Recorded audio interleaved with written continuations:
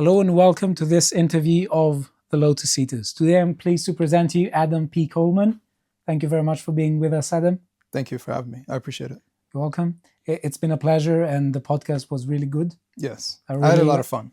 And I really liked your contributions as well. Thank you. So people can find you on X. The handle is @WrongSpeak and the account name is Adam B. Coleman, Proud Father and Imperfect Man. Yes. And I think that this name sets sort of the tone of the conversation we're going to have that surrounds your book, The Children We Left Behind, whose subtitle is How Western Culture Rationalizes Family Separation and Ignores the Pain of Child Neglect. So that's a very interesting topic. It's a topic that comes close to heart to me because I'm Greek and Greek society is very much family oriented, and I've seen all sorts of family drama in the wider family, but also in friends. So I do think that we're going to have a very interesting conversation. So let me ask you, what motivated you to write this book? So I started writing for different publications, major publications like the New York Post. And I would see these different stories that would come up in the media. And I always saw like a family element to it. Whereas other people, they were focused on maybe the racial angle, or they were focused on the guns. You know, if it was about mass shootings, they were focused on the gun element. But for me, I was like, well, how did that person get there, right? How did that kid enter that school and shoot up people, right? Is it about the guns, or is it about years or decades of what happened to them? And for many of these cases, they are coming from households that were broken apart, whether it be through divorce, or maybe they were in a household where parents weren't married or something of that nature. But there was clearly some sort of family separation. On top of that, some sort of dysfunction within the home. And then the output is, and these are things that are on the extreme, but the output ultimately resulted in this dysfunctional child taking a gun and killing people, right? Which is an extreme type of response. But these fringe things were actually happening throughout our society, and these are the things that we talk about. We tend to talk about things that are on the fringe. And so for me, I'm like, well, the family element is a legit element to talk about. How did these people end up in these positions? And then part of it is my sensitivity to it, because I grew up without my father. And I know how it impacted me. Granted, I was never incarcerated. I didn't go in that particular route. It's part of what I would say like the fringe. But for me, it affected me where I could have easily. I think if I lived in a different area, I could have been pulled into gangs. If I was in a slightly different circumstance, I could have ended my life, right, through depression and things of that nature. I was that vulnerable kid. I just happened to not go down that path. And so I wanted to use my story as a child and how family separation impacted me. And I'm more common than not when it comes to these situations. So it's not just the fringe, although the fringe element stems from some sort of family dysfunction. It's not just the fringe. It's also people like myself, the kids who are essentially left behind, who maybe they aren't robbing you and they're not killing you, but they are suffering and they're struggling in society. And if they're struggling, then, and this number keeps increasing, then there's going to be even more people who are struggling, and the fringes are going to grow. So the way I see it is almost like a formula. Like if you grow the problem, the fringes are only going to get bigger. And I think we should talk about these things. I think that if we're going to ultimately try to reduce or solve these fringe problems, we actually have to look at the family element. Right. So the family is supposed to be the basis of society. Right. A lot of theories in politics, for instance, treat society as the basic social unit. And it seems to me that lately there has been a push towards viewing the state as a surrogate of the family. Yeah. But I've heard also from some studies that this can't happen, and especially even if you have people who have been, let's say, nurtured by the state, whatever that may mean, that they do feel a sort of element missing if they don't have an actual biological family, not the state, Right. but the family, and that this leads them down the problematic pathways you mentioned before. Do you think that there's a wider push within the culture to treat the state as a surrogate of the family? Yes, in some ways, but then I go to the root of it is why. Yeah. If that's the case, why are people pushing the state to be more of a surrogate parent to children?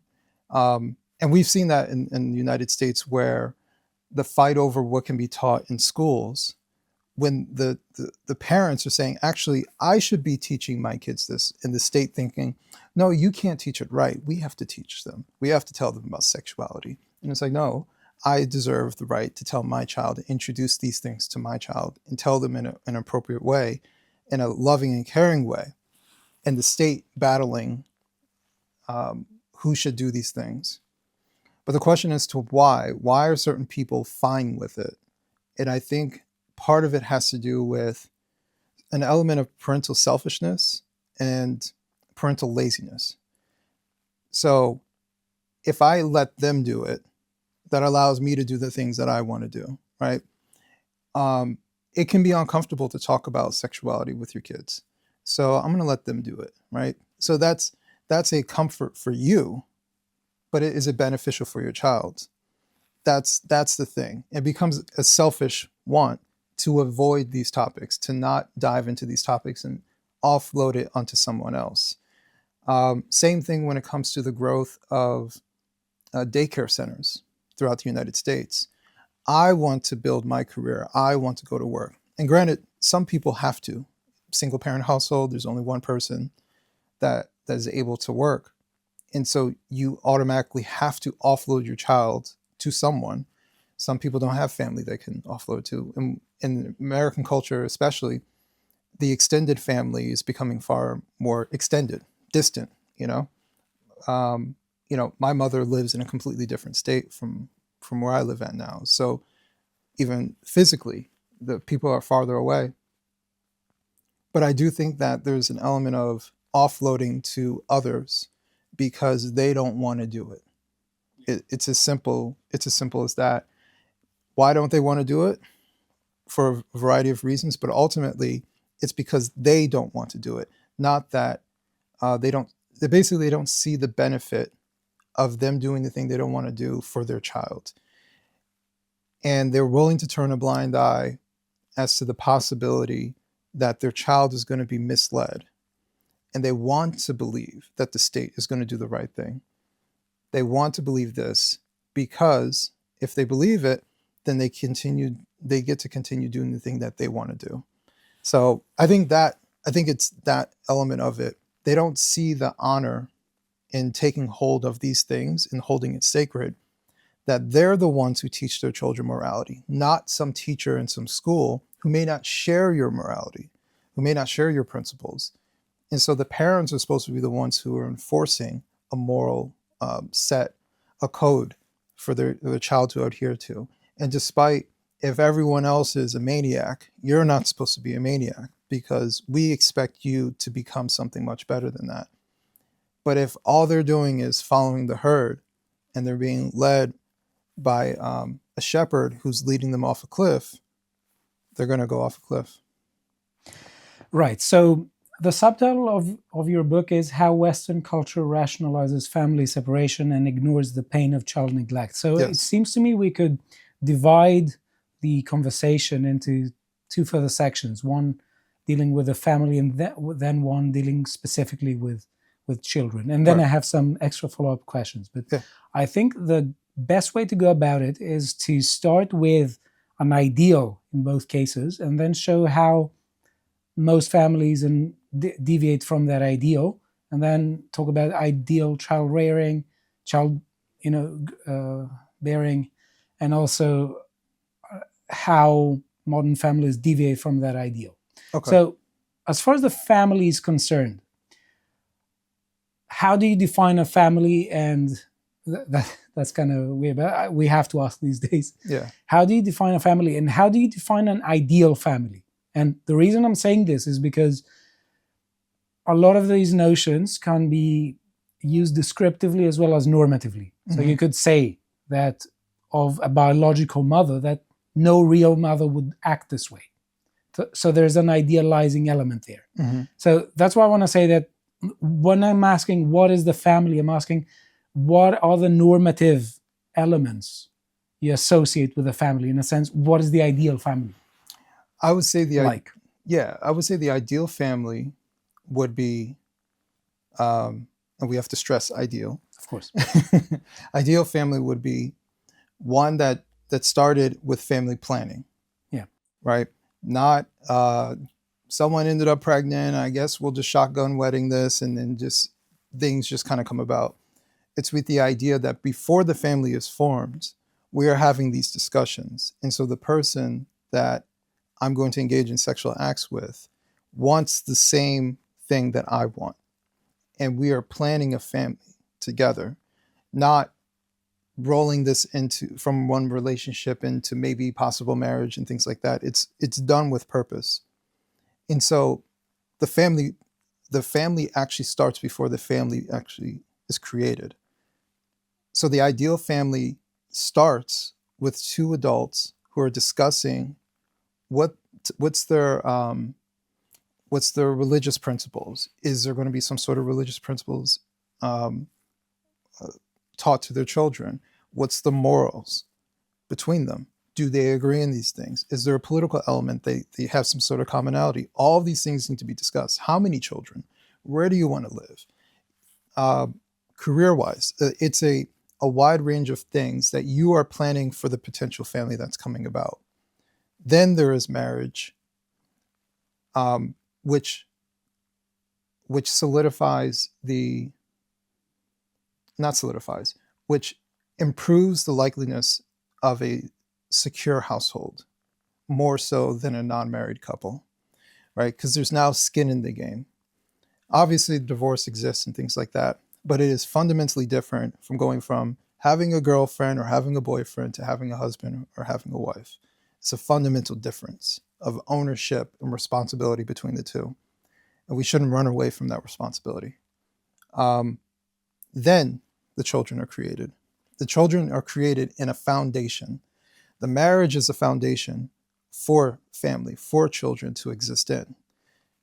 And so by them being created within a foundation, they can be properly raised, knowing that there's ownership between the mother and the father and how they treat each other and what they want. And there's a planning. You're not accidents. We wanted you. We have an idea as to how we want to raise you. So these are ideal elements. It's basically what I'm saying is we're creating a wider foundation of process of actual family planning structure so that when the children are born, they're not born into accidental circumstances where they kind of have to figure things out as they go along. And then one person's like, well, I didn't realize this. And the next person is like, well, I actually wanted this. And then that's when the family becomes about the two adults who can't agree on things because they never had these discussions. And then that's when the family separates. And even if they were to get married, divorce becomes an option. It becomes about the adults and things like that. It's like anything else. If there's communication from the very beginning, we know what we're getting into. And if communication from the very beginning is like, we're of two different timelines as far as what we want, two different fields of thought, we should not get together. We should not create a family together.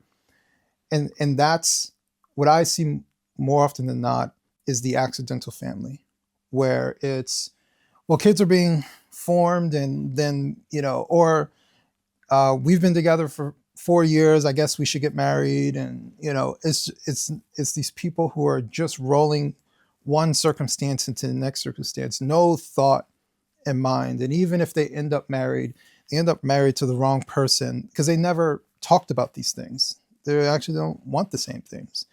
Or if they don't have an answer for the things that they want, they probably shouldn't get married yet, right? So I think that's the ideal circumstance that I would want kids to be brought in. Do you think that there is a tendency to not discuss these very issues? Yes. And I don't fully know if this is a cultural thing or not, but I have seen where everyone is uncomfortable being honest. We were kind of talking about that before. This fear of truth, because, from I can speak from a guy's perspective. If I tell her the truth, she may leave. And so I'm just going to sugarcoat things, or I'm going to say the things that I think she wants to hear rather than being honest. So we never actually get to that point of truth of, well, actually, I do want these many children, or I don't want you to work, or whatever it might be. And there's a lot to respect about being truthful in a relationship. But I think culturally, it's more of a feminized attempt. Women tend to be more socially acclimated. They worry about social dynamics far more than men do. Men tend to be, or not tend to be, men can be more disagreeable than women, right? Women want more cohesion. And so if men are being told to be slightly feminine in their interactions, including within relationships, then we're getting more feminized men who are never getting towards the truth. And they're becoming less respectable. And they're getting outcomes that are less favorable because no one is talking about the hard thing. At some point, someone has to talk about the hard thing. Both people can't be just whimsical, right? And I think we need more of that. We need to have more hard truths when it comes to family creation. So, and that's the thing for me as a young man who grew up without his father and growing up with his mother and sister, is that I realized late in my life that I was exhibiting much of that. And I was also fueled by fear of rejection because my father rejected me, and that sense of rejection is something like I didn't want. So if you're afraid that people are going to leave you, you're going to tend to say things that you think they want to hear because you don't want them to go. And by doing that, you're actually increasing the likeliness that they're going to leave you because they don't respect you, because they don't want that. Women want men who are honest with them, who are truthful with them. And that's the type of person that they respect.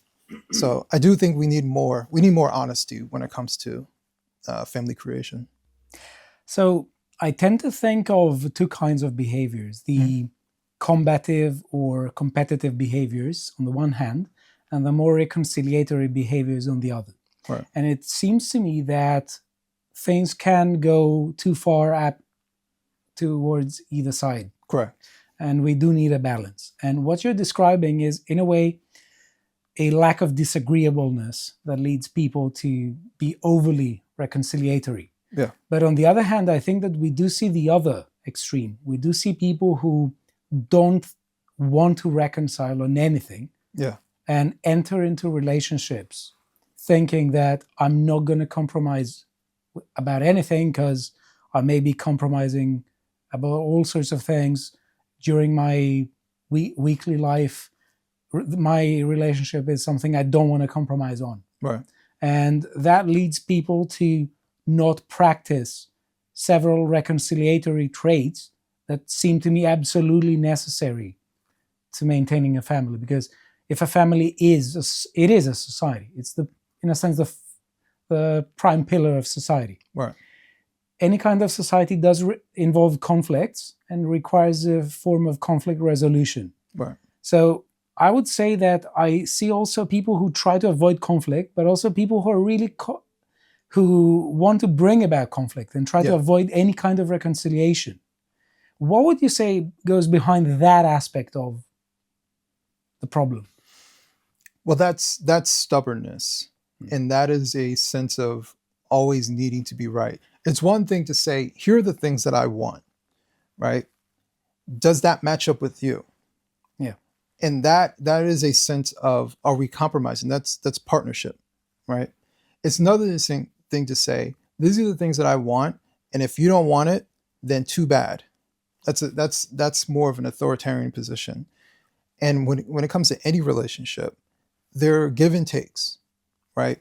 But that requires humility.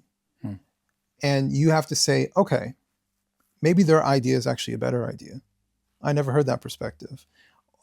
maybe this approach is not all the way right, it's a little bit to the left. There has to be some sort of compassionate understanding while at the same time being honest about what you're comfortable with. So if there are certain things that you're a hard line on, then you should stick to that, right? I am not okay. Like, for example, uh, if let's say children aren't born, but you're with someone, and they're like, well, I'm perfectly fine with transing my kid. Well, my hard line is you do not trans children. And so I can't compromise from that position. And that is something that is a deal breaker, right? And A red line. It's a red line. And you can't compromise from that position. That's an extreme example.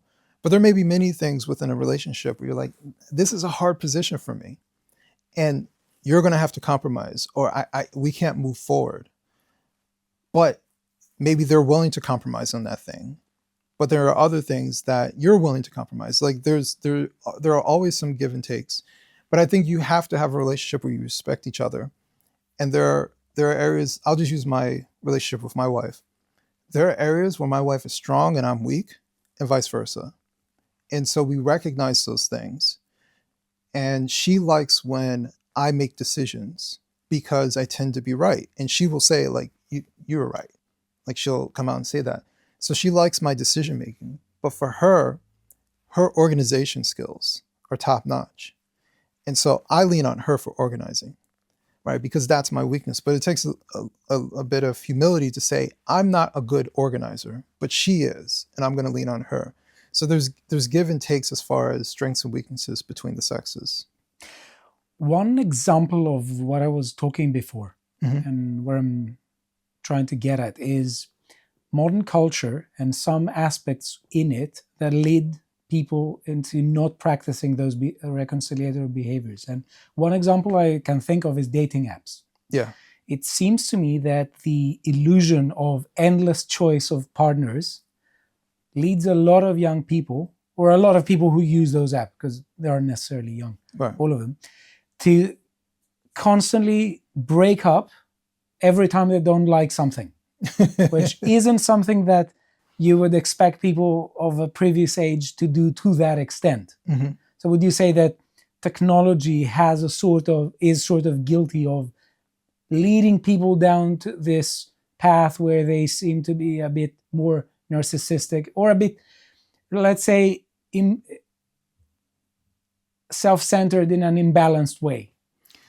Yes, but to give a little bit of grace. And I have a theory as to, like, because a lot of people complain about the apps, right? Because they're not, for many people, it is very, very difficult for them to have long-lasting relationships based on an app where you're essentially a name, a face, an age, and a profile to, essentialize your life.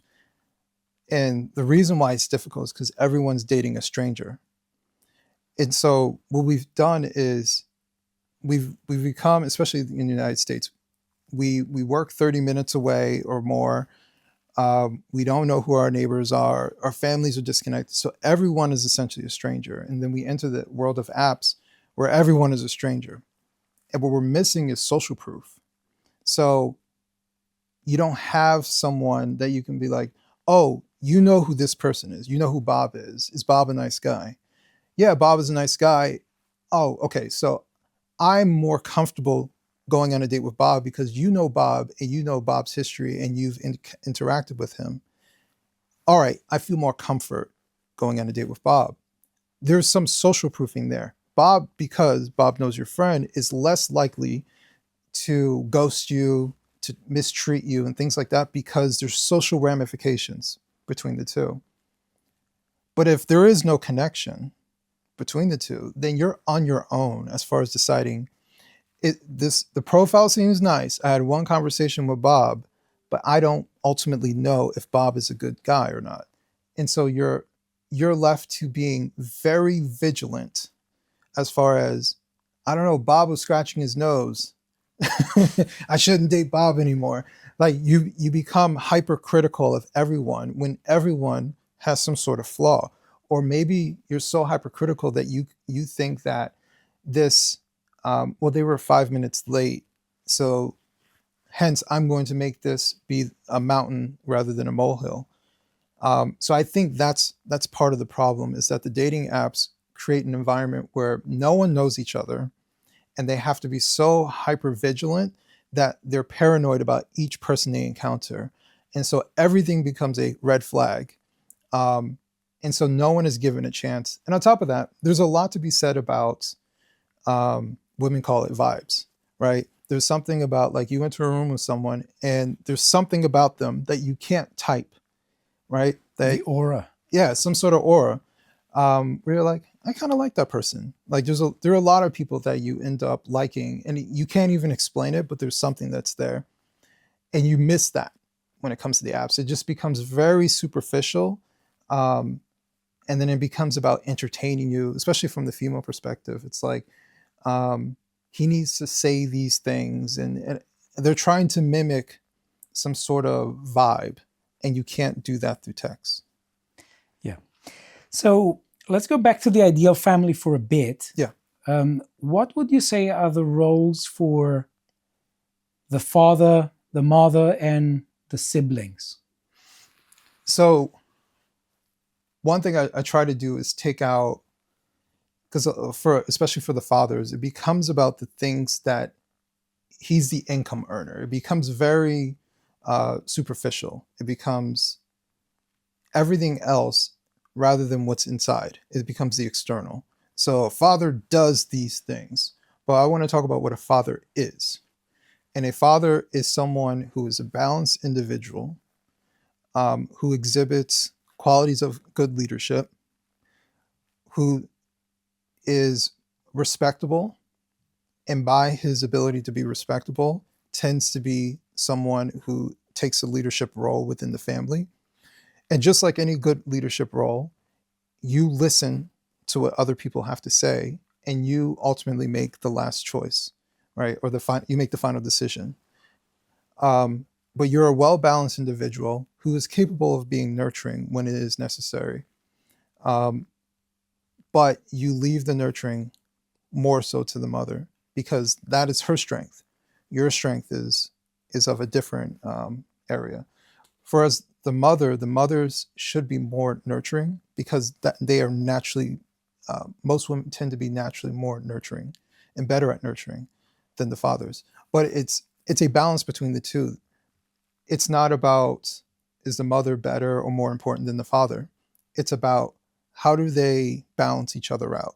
So the example of a child falls down, they scrape their knee. The mother comes over and says, "Oh, are you okay?" And she wants to dust off the knee and give him a band-aid. And the father says, "They'll be okay." Right? They're getting the balance between the two. But if everyone is super nurturing, that child is getting, "Oh, that must have hurt. Oh my God." And then that child thinks like, "Well, I don't want to fall down again." And so they don't ever try. And the father's saying, life sometimes hurts. I'm sorry that you fell down, but you have to keep moving, right? It's a bit of both that a child needs. So I think the roles have to be things that are from within, and less about what the parents are doing. I think if it starts from within, then how it shows in the world is going to be tailored to the family. Every person's a bit different. Every man and woman, father and mother, is a little bit different. But I think if they lean on what feels natural to them, then they'll eventually come out, and it'll show up in a way that is tends to be balanced. And I tend to be more empathetic at times than maybe the average guy is. And that's okay. Like, everybody has there's deviations between the two. So, how would you say modern culture leads people to deviate from that ideal as far as family is concerned? Well, it tends to have them deviate from it because they make everything external. It makes everything about, for example, and my biggest gripe is, fathers become only income earners. It's about, the only thing they do is earn money. So if that's the only thing that they provide in a family, well, what if the mother earns more money, or the mother makes just as much money as the father, and she can sustain a household by herself? Then what's the purpose of the father? And so if the idea is that, well, he only has one significance within a household, then he is optional. If she can, if she can surpass his economic demands or his economic prowess, then he's just some guy who's taking up space in the house, right?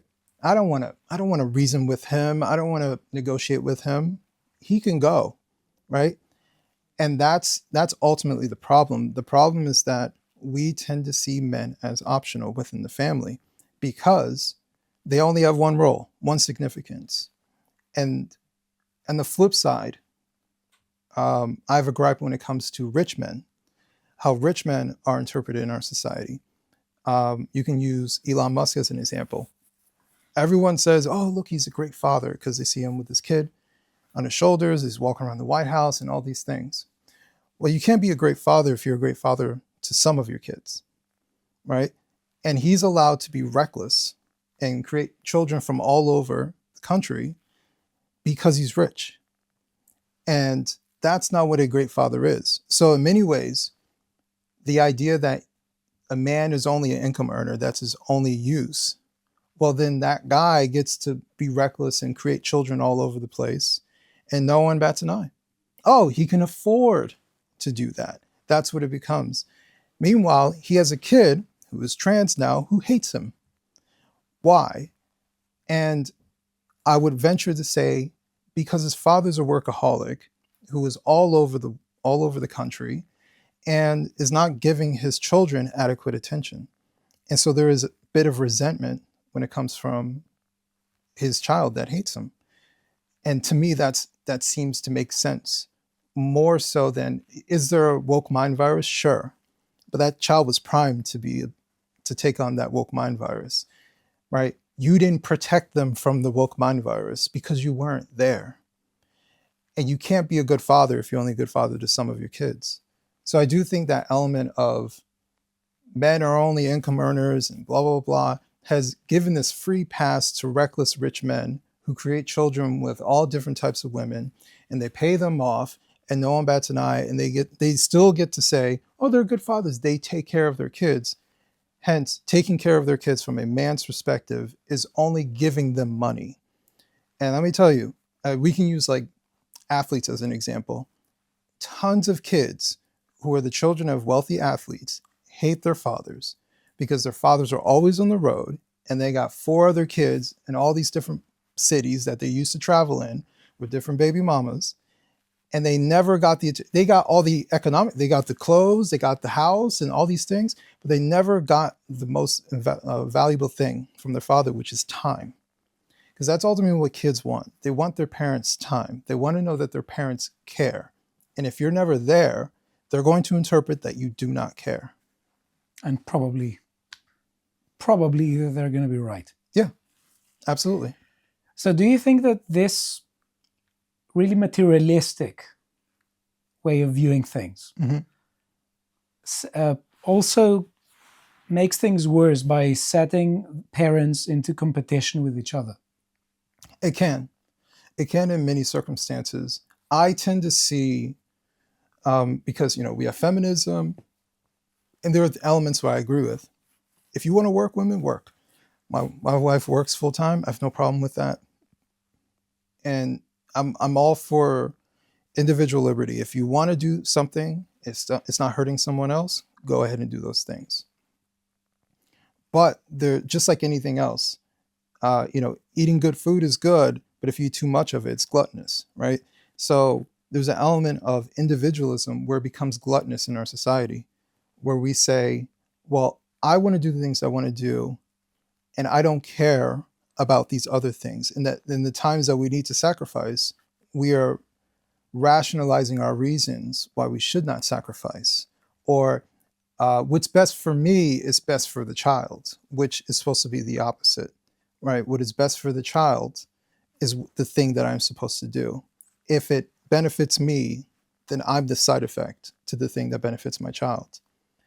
And I think it's that constant pursuit of individualism. And sometimes that pursuit of individualism becomes a competition as well in that relationship dynamic.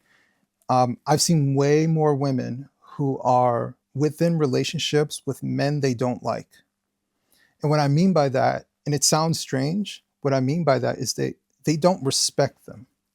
These are men they don't respect. They have sex with, they'll make babies with, but these men are basically on stopwatches. Like it's just a matter of time before it stops, and they're like, get out of my life. I didn't really like you anyways. I was just tolerating you. And they were competing with them. And so there's no cohesion. There was never any plan to. And I think within my book, there's a chapter called The Daughters We Disappoint. I think for a lot of the women who are like that, who don't respect men in general, not just like, oh, this guy. In general, there's a level of animosity towards men. It's because of that disappointment from their father. Whether it was their father was abusive or something of that nature, or he was absent in their life. That their father is the prototype of all men. So if the father wasn't there, then they build up this anger and resentment towards men in general. And then feminism doesn't help. I've been saying for a while that feminism takes women who have been victimized or who have unresolved childhood trauma and says it's not just your dad or that guy who sexually assaulted you, it's all men. And it's made them hyper paranoid and distrusting of the opposite sex. And if they're straight women, at some point they're adults, are going to want to have sex. So they're having sex with the enemy. Yes. Right? So it's a very strange, competitive dynamic where the men are just optional pieces of sexual pleasure or of procreation, but they can take them or leave them. Right? They're just simply tolerating them. There's no deep love for these men. So I see that often.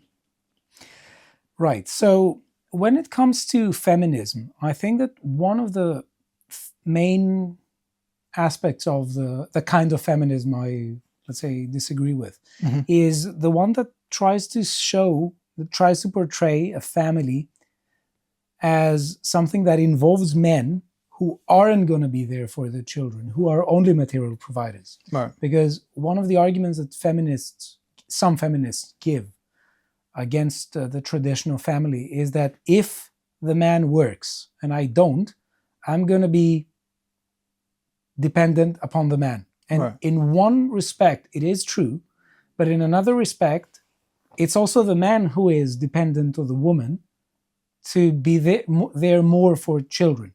That's not ideal because they should be there. I'm not talking about absent fathers, but in a way, if, let's say, you have a man who works, a father who works, and a mother who doesn't, it doesn't necessarily imply that the father doesn't depend on the woman as well Right. to raise the children. So would you say that feminism on this issue tries to sell this victimhood mentality, which keeps women perennially psychologically unliberated by selling them a kind of superficial liberation, which ultimately harms themselves and the family? Yeah, absolutely.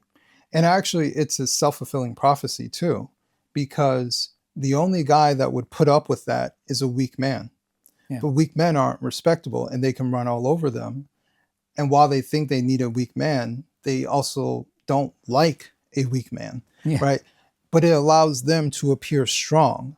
But in many cases, they don't want to be the strong figure. It's the thing about modern day feminism is that it tells women to be the opposite of what is natural. It tells them to go against the natural inclination, right?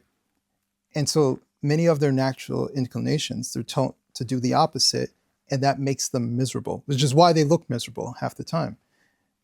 No woman wants to get with a man that's weak, right? But they'll do it because they're far more afraid of going with the strong man.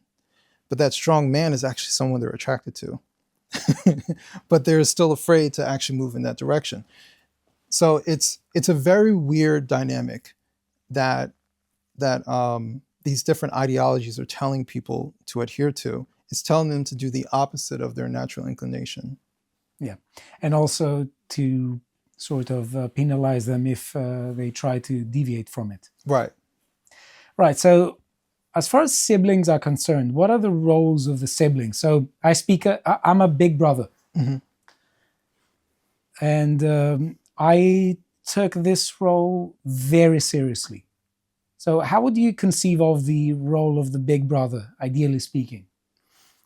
I think you're the first person to ask me Yeah. that. I'm the little brother. Okay. You know, that's a that's a difficult one because I think it depends on the family.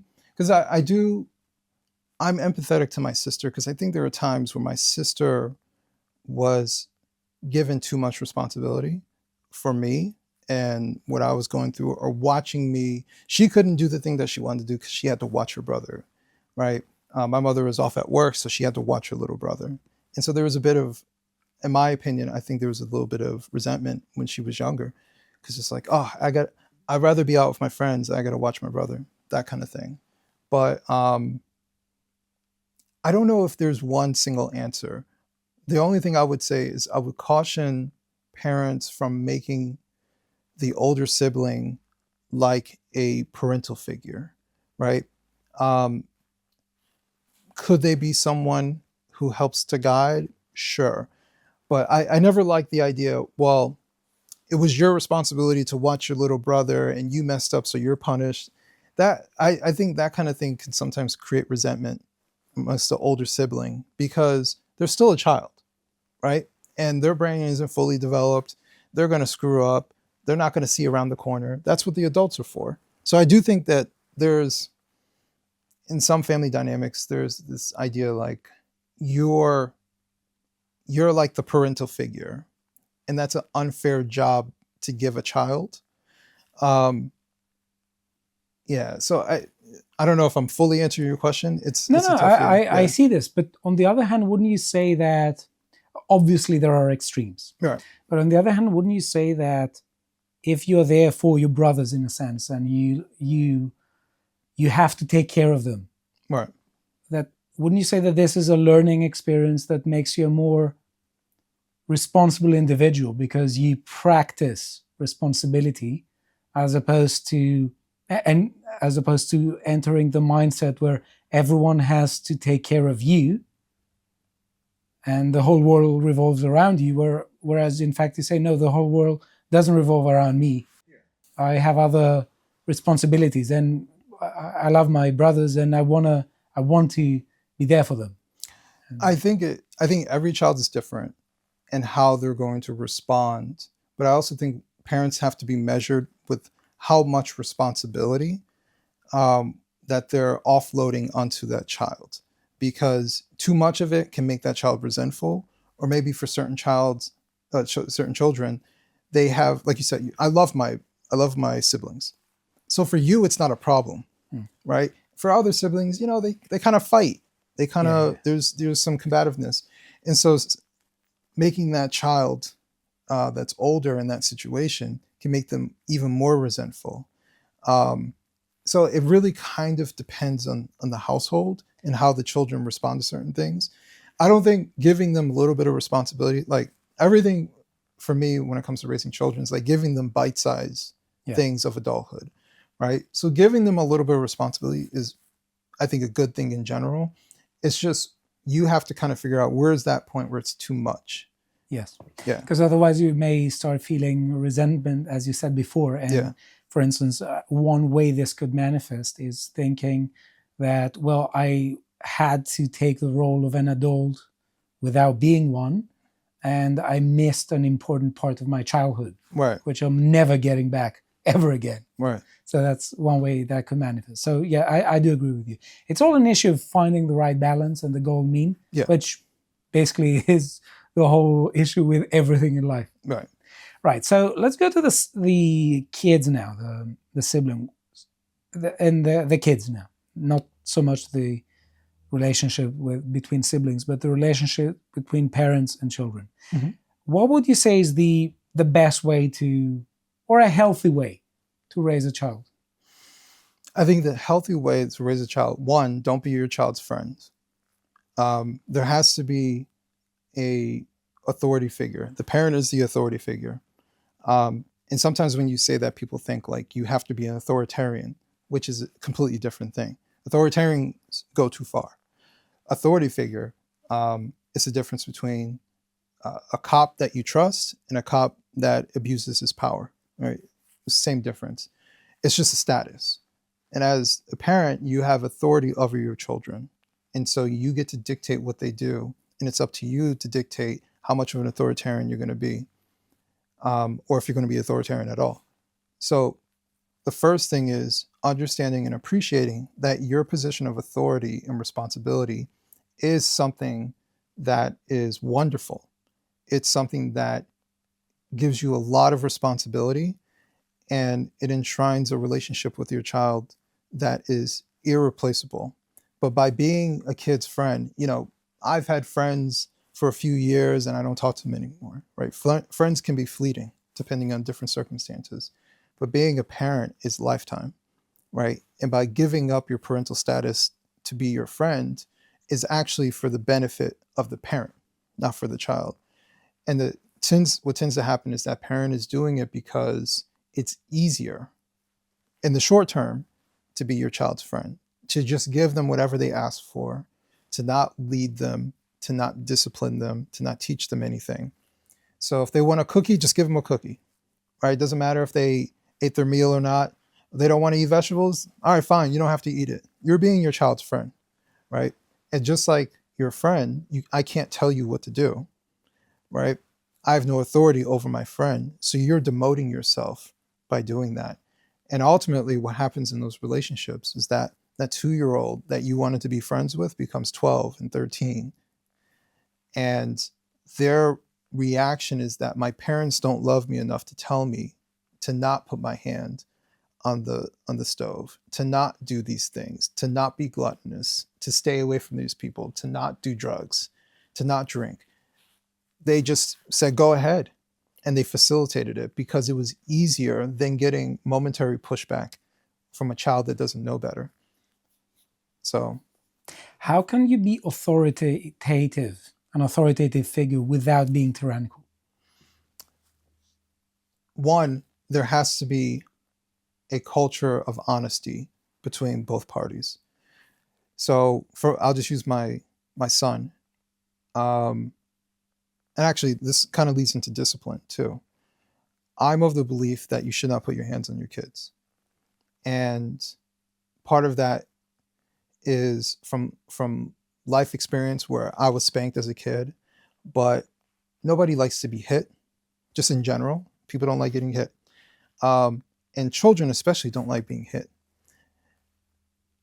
It's that hitting, what are you teaching your children ultimately by hitting them? And some people say, oh, well, it's a quick course correction. Okay, fine. But at the end of the day, everything that you do to your child is a lesson, whether you realize it or not. And that thing, you may forget about it, but that may be something that your child remembers 20 years from now. So what are you teaching your child at that moment that you decide to get a belt and hit them, right? Because they were acting up. Well, children act up. Is there a different way that you can go about it? So for me, when my son was young, I would pop him on the butt, but I didn't like it. And I remember when I was a child, why? And it was because I already felt bad. You're yelling at me. Like I knew I messed up. And it was just overboard to hit me, right? Rather than talk to me. And I remember as a kid sometimes, and when I'm saying this, I love my mother, but I remember thinking like I would much rather you scold me and then talk to me rather than make me scared about getting hit. Because that makes me scared of you. And I don't want to be scared of my parents. And so one day I told myself, I'm just not going to do that. And I didn't tell my son. I just stopped doing it. So much so I don't think my son even remembers me ever putting my hand on him. He was very young. And so for any time that I would have done it, I just talked to him more. And if I was upset, I raised my voice, right? But I would always tell him why I was upset. And I was always explain to him. And if he crossed the line, he got punished in different ways. His mother and I weren't together, and she'd be like, he did this. And I would like, take everything out of his room. Just take it out and tell him he doesn't own anything. We own it. Like we did everything else. And then when the time came, as he got older, he understood. And he wasn't afraid of me. Because you as an authority figure, you don't want your child to be afraid of you. You want them to respect you. And by communicating with them while also holding a hard line in certain areas and creating boundaries, your child respects you. Because at the end of the day, what's going to happen is they're going to get older, right? And that ass whooping you would have given them at 5, it's not going to hurt that much at 15. And that ass woman, does it actually fix the problem? Because children are just reacting to whatever the world gives them. So if they're acting out for a reason. So what is the reason? Is an ass whooping going to fix that reason? And it's not. 9 times out of 10, it's not. 10 out of 10, I would go as far as saying 10 times out of 10, it's not going to fix the root cause of the behavior that they're exhibiting. So you have to, and this is a lot of work, which is why like hitting a child is quick. It's take your frustration out. But what are you ultimately teaching your child? And I didn't want to teach my child to be afraid of me. That was like my number one thing. I wanted my son where if he was in a situation and he messed up, I want him to come and talk to me and tell me so we can figure it out together and so we can move forward. It's not to punish him endlessly. It's to make sure that he knows that I love him. And then if you screw up, we all mess up, and you're a kid, you're going to screw up, and you're a parent, you're going to mess up. And it's to humble yourself, but also listen to what your child has to say. So for me as a parent, I always tried to make sure that if I mess up, and there were times where I was frustrated, something at work, and I'm driving in traffic and all this stuff, and he would get in the car, and I'm just annoyed, and I raised my voice at him, and I didn't need to, and I could see like it affected him. And then later on, I would go to him and apologize, because that wasn't right for me to do that. That was from here, and I put it on you. That's humility, right? And children will respect that. So, while I am an authority figure, I am friendly with my child, recognizing like there's an area we don't cross, and he knows that. But he also respects and loves me enough where now that he's an adult, he's 19, he will come to me. He's not afraid to tell his dad, like, Dad, I messed up, or I don't know what to do. And I'm not going to scold him. We're going to talk about it, right? So I do think in an ideal situation, I've been very blessed to have a situation with his mother, who's a great mother, and myself, who I tried, if I messed up in an area, I tried my best to correct that, become a better father as time went on. And obviously not a perfect father. There is no perfect father, but I try my best, and my son understands that. And so creating an environment where the child is comfortable, they can come to you, they can speak with you. I think that's ultimately like what you want to create for a household. So how do you think modern culture leads parents to deviate from the ideal way of childbearing? It deviates from it because everything that I just said was about humility. What's about honoring the position of being a parent as being a sacrificial position. We'll use a cop as an example, right? While he is the guy who will pull you over and give you a ticket because you violated the law, he's also the guy who's going to go and run into a gunfight to stop someone who's bad, right? That is a loving sacrifice from an authority figure, so to speak. And so how that differentiates from the problem that I'm seeing is that the adults aren't sacrificing, right? They are not lovingly sacrificing the things that they want. They're remixing the things that they want as to being somehow beneficial for their kids. And you see that with divorce. You see that with the language that's used. If I'm happy, my children will be happy, which is a rationalization type of statement, because that's not how children operate. Children tend to be people pleasers, right? And you and their, like let's say the mother and the father is the entire world for a child, especially up at a very young age.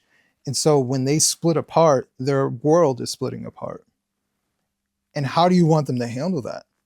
Like, children don't understand adult dynamics. And you can say, well, mommy and daddy don't love each other anymore. You can say that all you want. Children are going to personalize that. Like it's their fault. that mommy and daddy no longer love each other, or they don't fully understand, and it's a forever conflict.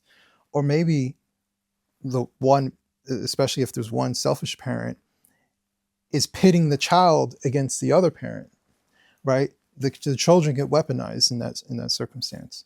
So you're seeing all of these things where the children are just these things that are following the selfish adults or being used for the adults' needs or whatever, but it's not about the kids. The kids are just hanger-ons to the adult whims. And so I think that's a major issue. And if I was to use my father as an example, my father simply just didn't want to be involved in our life. My mother never pushed him away or anything like that, but he was a married man who had kids with another woman. And so he lived his life. And when he did come around, he was emotionally disconnected, didn't seem all that interested. And so much so that I had no real relationship. My father's essentially a stranger until the day he died. And that was based off of what he wanted, not what was best for us. Would you say that overly sensitive parents who don't want to upset their child's sentiments, can in many ways harm their children in the same way that some tyrannical parents can? Definitely. And how does this happen? So often it happens because there's a lack of balance, right? So if you have a more nurturing mother and a weak father, well, the weak father never checks the nurturing mother when she goes too far. And so nothing changes. And it just gets worse and worse and worse. So it becomes, well, they don't want to go to school today. It's just drips and drabs of allowing the child to dictate themselves and what they want to do.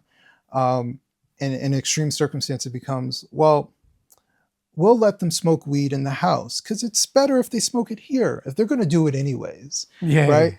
It becomes that kind of rationalization because they never want to push the child, and they never want to deal with a child who is upset that they're being enforced rules, but they need to have rules enforced. And ultimately what will happen is they'll grow up to resent their parents, because every child, I don't care who they are, I don't care what they say, every child, if you let your child smoke weed in your house and do drugs, they know they're not supposed to do that, right?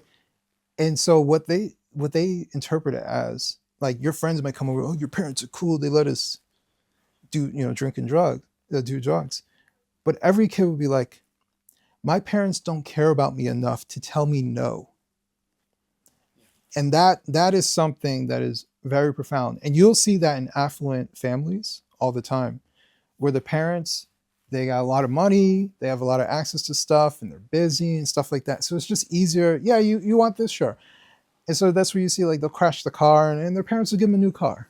Like, there's no repercussions. They're never told no. And they become resentful and they become spoiled and they become drudges on our society.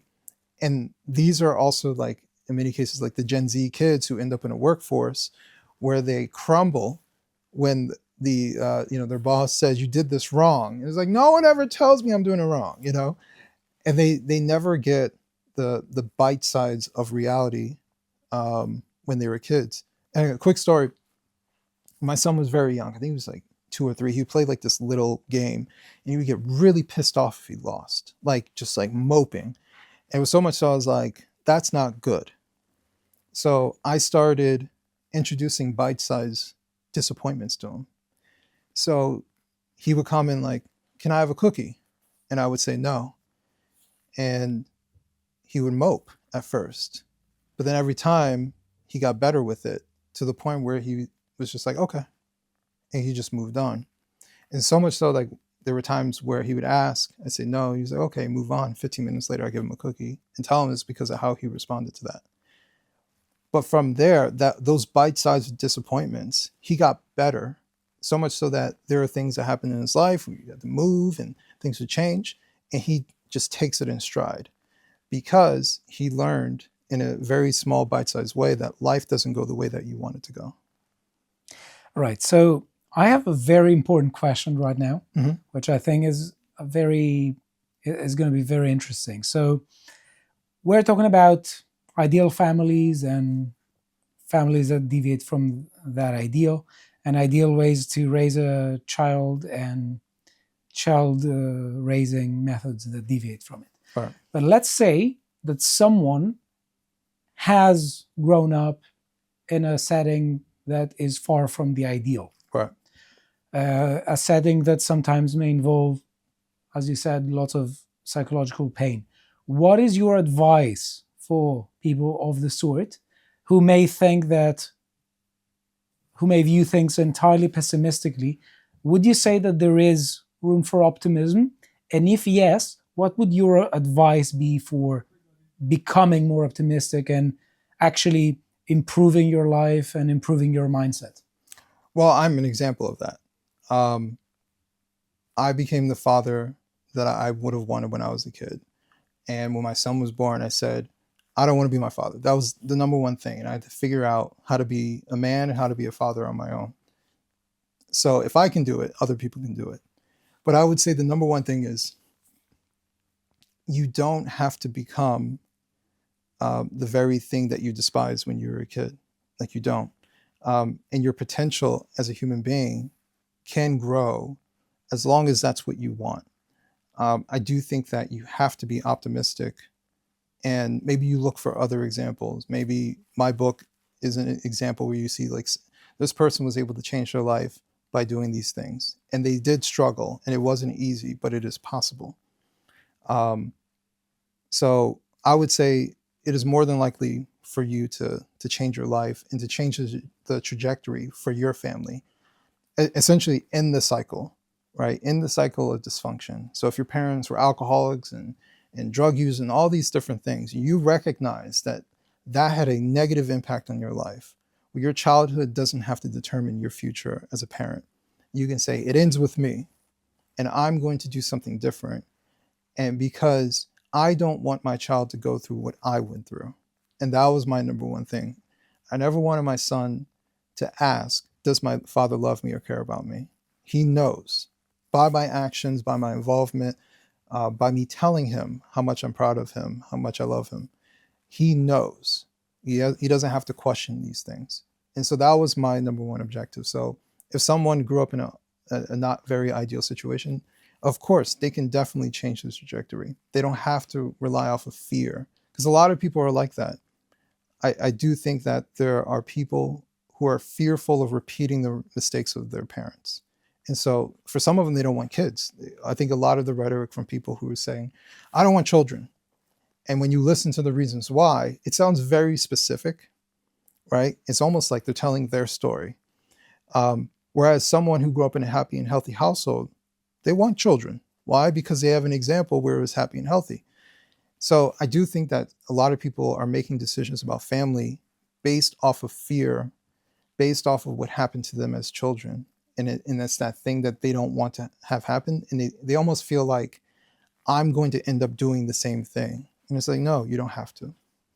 So you said basically that it's absolutely up to them to not replicate the things their parents did, Right. and that they should break the mentality of the self-fulfilling prophecy Exactly. by, in a sense, practicing this, by not being the parent their parents were. Yeah. But if that is the latter stage, what about the former? How do they break that mindset before they end up having a family? Well, What are the ways of thinking you think are really important for them to have and to practice, for them to break the mindset? Because if the ideal family, as you mentioned in the beginning, involves a historical process, yeah. which itself involves planning, it seems like they need to have sorted this out before they start. Correct. That's Is ideal. it does it work this way, or do we find it as we go along? Well, I think for one, the fact that this person does not want to repeat puts them in a great spot. Good. Because they're mindful of it. I think my issue is when people are just doing things and it's just happening and they're not thinking about these things. The fact that they're mindful, how I was raised was not good. I don't want that for my child. That will be the basis of everything that they do moving forward, right? So they're less likely to screw up their kids and repeat the mistakes that their parents did because they already have that in mind. I think a good practice for all parents is to occasionally remember what it was like for them as a kid, right? Because if they do that, they'll give their kids some grace. And it's like, oh, I remember when I was a kid. Like, I get it. So if your kid messes up, it's not the end of the world. You remember when you messed up as a kid? And you give them some grace and you can kind of move forward. So for the child who grew up in a dysfunctional household and they're about to potentially become parents, for them to remember what it was like for them as a kid, and it's like, oh, when they did that, I'm not going to do that, right? And maybe their parents, there's 80% that they did that was right, but there's 20% that was dysfunctional. Well, just don't do the 20%. Like, improve on that. Um, there are many things that my mother did that I try to replicate, and I think it was good. And there are some things that I don't agree with, and those are the things that I try to alter moving forward. But it's more likely, if you are telling yourself that narrative that you do not want to be your parents, that you will likely not do that thing. But if you are mindless, you're going to do the things that are familiar and comfortable, even if they're detrimental. And would you say that modern culture tries to give us the notion that we have no agency? In some respects, yes. Like, I have issues with mental health and how I'm a believer in mental health, but just like anything else, it goes too far, where you are your diagnosis, right? You are chronically depressed. So you are always chronically depressed. It would be like if I broke my leg and I said, yes, but I'm always a person who with a broken leg. And it's like, well, no, you can heal, right? We wouldn't identify as a person with a broken leg. Um, there are things that within mental health that you can overcome, right? With repetition, with a change in mindset, with mindfulness, with behavioral corrections. And so, especially for me as someone who had suicidal ideations, depressions, things like that, I don't have those things anymore. But I didn't take drugs to overcome it, in which drugs don't really help you all that much. They mostly just sedate you and prolong the process. But it took mindfulness. It took making mistakes. It took things that I had to exemplify in real life to overcome those obstacles, to not be afraid, to overcome anxiety. It took a lot of work. It took many years to change these things. And I would go as far as saying it took God as well to help me get to the path that I am sitting here with you today.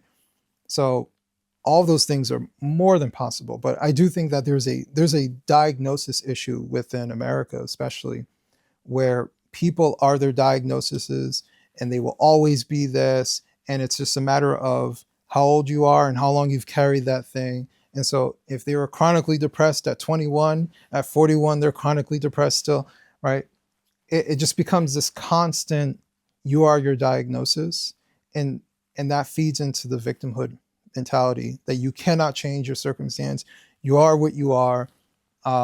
Even down to something like how we talk about alcoholism. Whether it's true or not is a different story, but my parents were alcoholics, and so I'm more likely to be an alcoholic. It's just like, to me, that seems very victim ideology. It becomes very disempowering.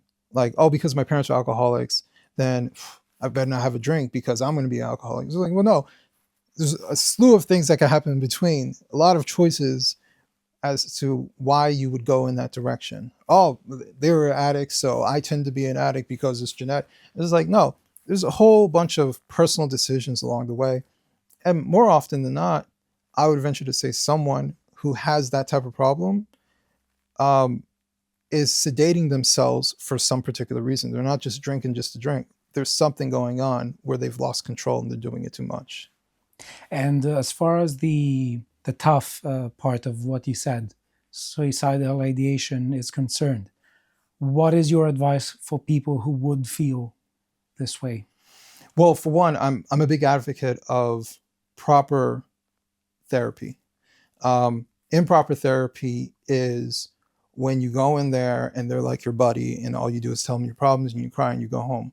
But you do that for years, right? A good therapist obviously wants to hear your story and hear where you're coming from, but at the end, they're supposed to give you a strategy to overcome, or mindfulness, a way to recognize that these particular things are the cause as to why you see the world in this particular way. Um, and so ultimately, therapists are supposed to help you. They're supposed to help you to a point where they lose a client, Yeah. right? It's kind of a weird profession. The purpose of the therapy is for it to end, Right. as opposed to go Exactly. on for ages. Exactly. And so if you have a good therapist, you're only going to them for a period of time because you're able to talk it out. You're able to identify the source of what is making you suicidal, or the source of your issue. And you're able to strategize as far as how you manage this to a point where you can move forward and you can overcome it with time, because it does take time to do these things. Another thing I would say that's realistic, especially for men, is get small wins. So I'll tell you this quick story. There's a guy that from Canada that I talked to just on X, and I mentioned that at one point I had agoraphobia, and that's when I really went to seek help. And he had mentioned in reply, he's like, "I'm there right now." And so I immediately reached out to him and I said, "Let's get on the phone." He was so isolated that his phone was turned off, and he had to rig up a setup just for us to talk over the internet. And I talked to him for about an hour, and not to get into all of his business, but he had some issues at his job, and he put all of his purpose into his job, and he was at risk of being completely fired. And he was like, if I had lost my job, I was going to kill myself. And mind you, this man, he's married, he has children, and he was struggling. And I told him, it's like, you have to get small wins. I'm like, are you taking a shower every day? Yes. Okay. Are you doing this? No. I was like, you should start doing this. Like, it starts with, like Jordan Peterson says, make your bed. It starts with these small things, especially when you're that deep into it, that you have to get those small wins. Okay. I was able to wash the dishes. Okay. I got to do that every day. Okay. I was able to go out and go to the gym. All right. You have to get these small wins, and those small wins will turn into bigger wins in the long run. And I'm glad to say about a year later, because I only had one phone call with him, and I would periodically check up on him, see how he was doing. And a year later, he said, I'm back at work, but in a different area he was worked at a hospital. And he was like, thank you so much for that, because that call really helped me and changed the trajectory. So in many ways, like I really wish more people would reach out. And to me, when I saw that, that's like a sign of distress, because he didn't have to write that. But he also didn't know that someone was going to respond and actually care about his life. So I think those small wins really help someone who's suicidal, because suicidal ideation is basically linked with hopelessness. And if there's no hope, then what's the point of living? And final question. Yeah. Do you think that there are situations where you have to separate a family, where you Yes. have to take a divorce? And if so, when is that threshold reached? Obviously, abuse. Whether it's abuse between the spouse or abuse of the children, obviously some sort of physical, sexual abuse. Emotional abuse is like a weird, because there's a lot of variables as to what's emotional Very abuse. subjective to establish. Yeah, that's a harder one.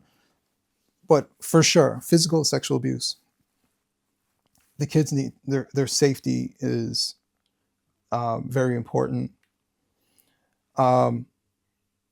But I do think that we have to make sure as parents we're modeling behavior. So it's not just enough that the parents exist in a home.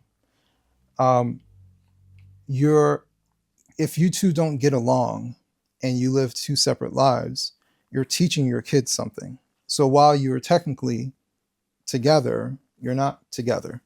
And so we have to be mindful of these things. But that takes humility. That takes a sense of we need to work this out between us, right? We have to stop competing against each other and trying to always be right. Say you're sorry and move forward and rekindle that love that started this family being created in the first place. But for sure, I'm not one of those divorce abolitionist people. There are definitely situations where the lesson being learned in the household is incredibly detrimental to the children, and splitting apart and trying to co-parent would be more beneficial. But I'm also not quick to tell people, oh, they're not on your page, up and leave them. The kids will figure it out. They'll be fine. Like I think that's far harmful. So, Adam, thank you very much for this interview. Yes. And I want to remind everyone again to check out Adam's book, The Children We Left Behind, and also your Twitter handle at WrongSpeak. Right. So I want to thank you very much for this interview. I think it was very wholesome. Thank you. And I hope you enjoyed it as well. And see you and goodbye.